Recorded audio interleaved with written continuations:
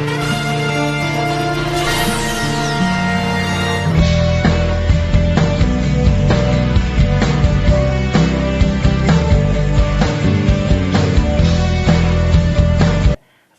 warahmatullahi wabarakatuh. Salam semuanya. Oke, baik. Kali ini saya akan membagikan tips tutorial cara perakitan sebuah komputer, yaitu bagian CPU, yang dimana di dalamnya itu memiliki banyak sebuah komponen-komponen. Jadi di sini saya akan membagikan tips cara merakit sebuah CPU. Sebelum perakitan, apa aja sih yang harus disiapkan untuk merakit sebuah CPU? Ini dia.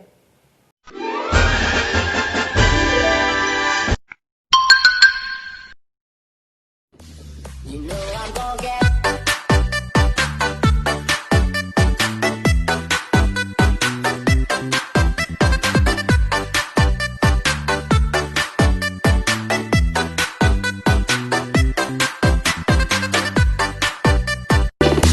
You know I'm gonna get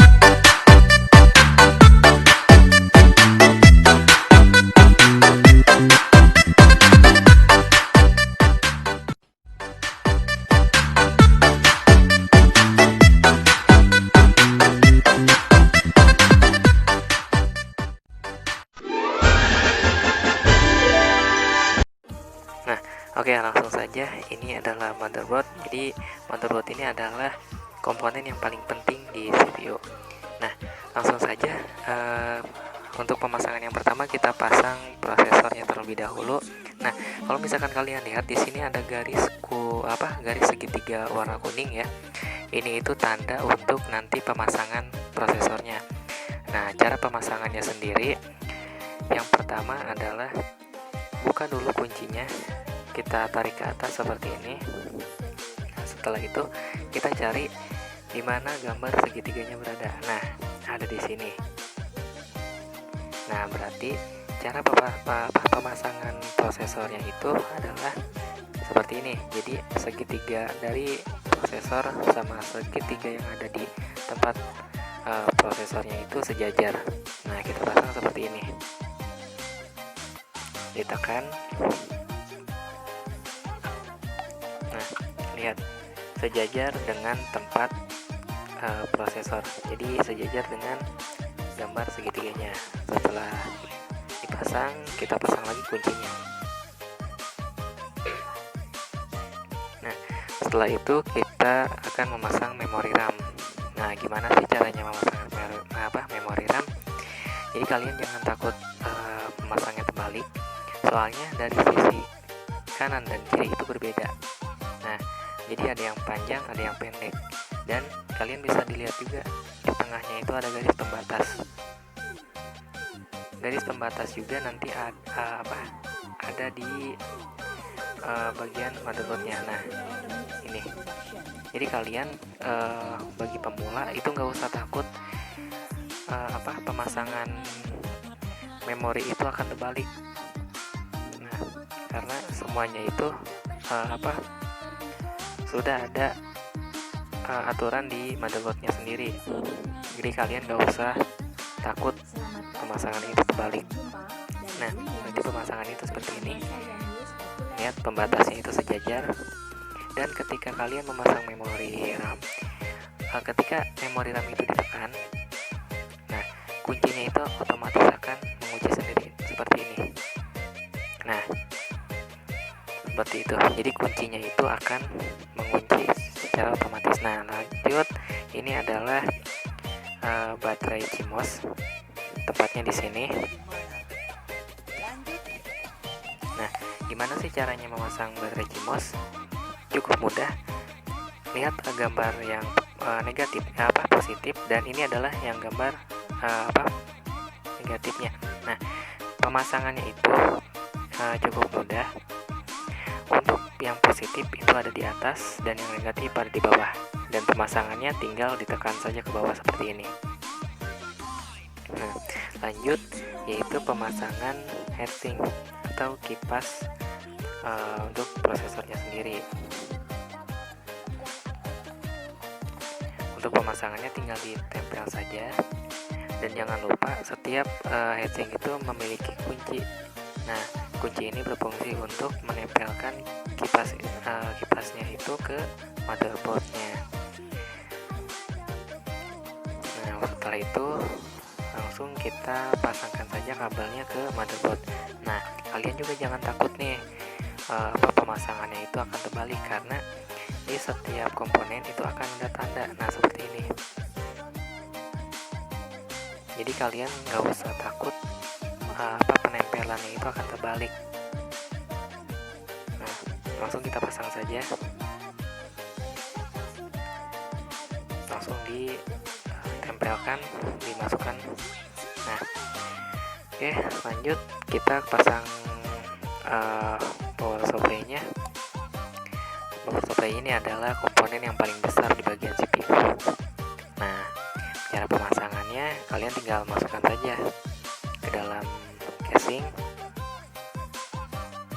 Nah, setelah terpasang, jangan lupa untuk membaut power supply-nya ini di casing. Nah, seperti ini. Jadi kita paskan dengan lubang bautnya. Dan jangan lupa untuk mengencangkan agar tidak terjatuh nanti ketika si CPU ini digunakan. Nah, setelah terpasang, lanjut kita akan memasang kabel front panel. Nah, kabel front panel itu adalah yang seperti ini, kabel yang kecil-kecil. Nah, seperti ini. Jadi kabel front panel ini yang terdiri dari tombol power, tombol reset, dan tombol HDD LED. Nah, sebelum pemasangan kita pasang motherboardnya dulu.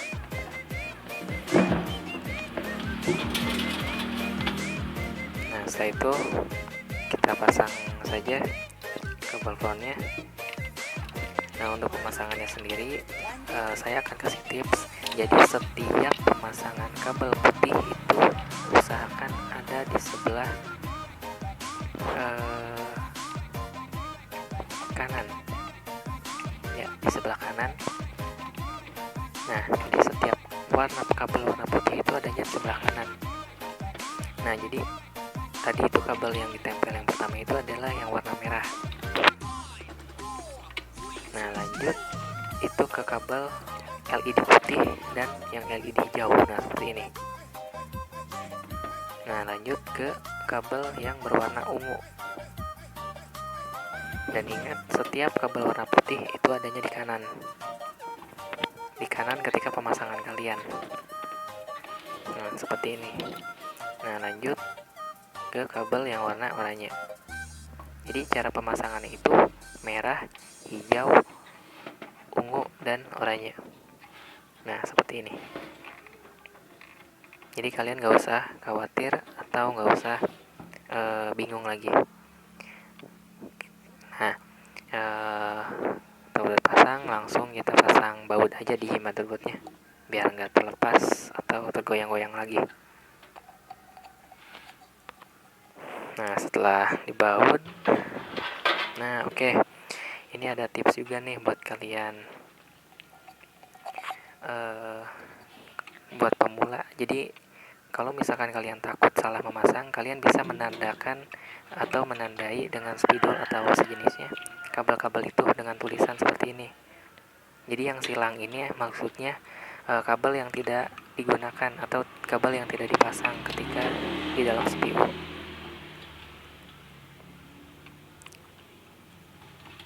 Jadi biar memudahkan kalian buat para pemula. Jadi jangan takut. Nah, ini adalah kabel power supply-nya. Kita langsung tempelkan saja ke motherboardnya. Nah, jadi pemasangan kabel ke dalam motherboard ini sebenarnya sama seperti kayak main puzzle ya. Jadi kalau misalkan kalian tahu letak kuncinya, kalian nggak usah pusing lagi.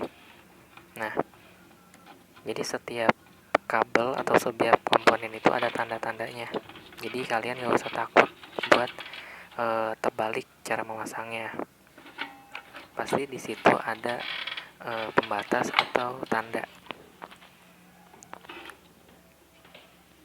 Nah, ini adalah harddisknya.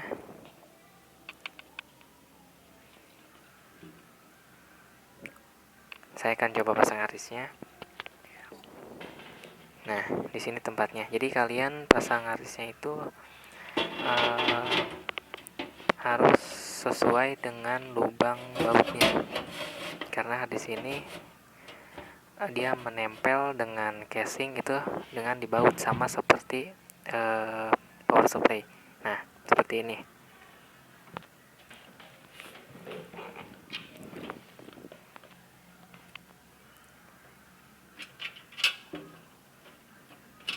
Kita baut dulu sebentar.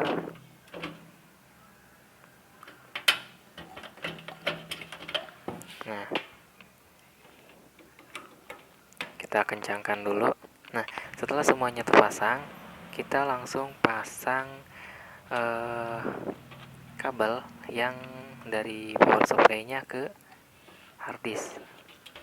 Nah, karena kan sudah ada tulisannya nih, jadi gampang kan kalian kalau misalkan buat para pemula, jadi biar nggak pusing. Jadi buat para pemula seperti itu caranya. Kalian tulis atau beri tanda di bagian kabelnya tersebut, jadi kalian nggak usah pusing lagi nanti nyari-nyarinya. Nah, ini adalah ke power supply juga yang ditempelkan ke motherboardnya. Jadi sebenarnya untuk perakitan ini cukup mudah ya. Kalau misalkan buat pemula juga, kalau misalkan belajar secara perlahan-lahan itu pasti bisa, karena emang perakitan ini sendiri kalau misalkan hanya merakit seperti ini itu sama saja seperti kayak main puzzle. Nah, ini adalah DVD. Jadi kalau misalkan CPU kalian dilengkapi DVD, pasti ada kabel seperti ini. Langsung kita masukkan saja.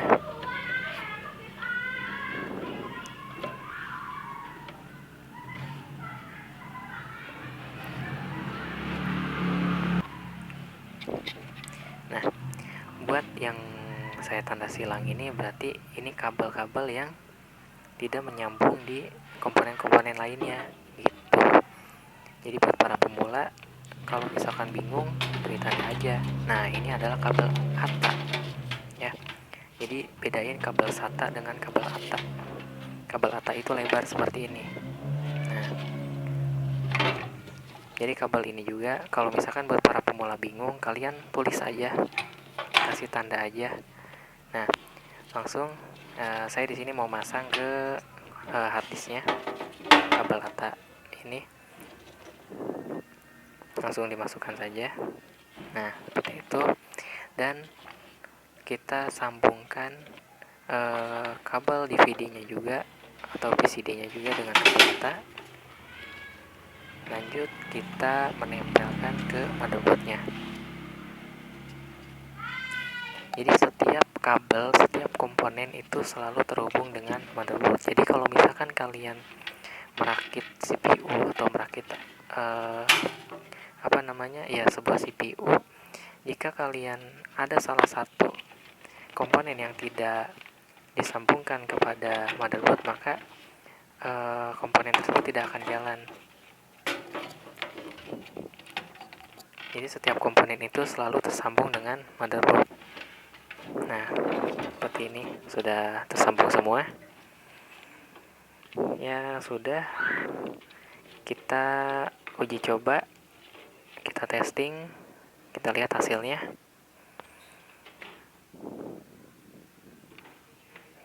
Berhasil atau tidak, kita lihat.